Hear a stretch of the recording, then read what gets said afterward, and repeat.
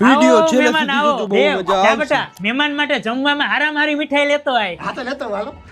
અમાર દેવ માની તરત જાય. ભાઈ ઘરે મહેમાન આવ્યા છે, સારા મેલી મીઠાઈ આપી દ્યો. અરે આપી દો, હાલો એકદમ માખણ જેવી મીઠાઈ આપી દો. લે તો મીઠાઈ હું લેવા લેવી છે, માખણ જ ન લઉં.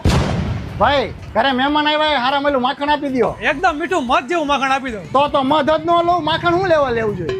ઘરે મહેમાન આવ્યા હારા મેલું મધ આપી દ્યો. અરે ભાઈ આપી દઉં તમને એકદમ મસ્ત પાણી જેવું મત. તો પછી મધ હું લેવા લેવું છે, પાણી જ ન લઈ લો ને પાણી ના ઘરે ગોરા ટાંકા ભર્યા હે.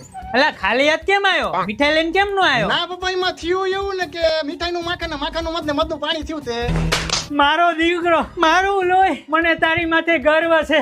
પણ બટા તું આખા ગામમાં ફર્યો તો તારા ચંપલના તળિયા તો ઘાણા હશે ને? ના પપ્પા તમે અત્યારે તો કીધું કે તમારો દીકરો ઓલી વચલી ખુરશી મોલા ભાઈ બેઠા ને એમના ચપ્પલ પહેરીને ગયો તો મારા ચપ્પલ થોડો ગહાવા દઉં. લાઈક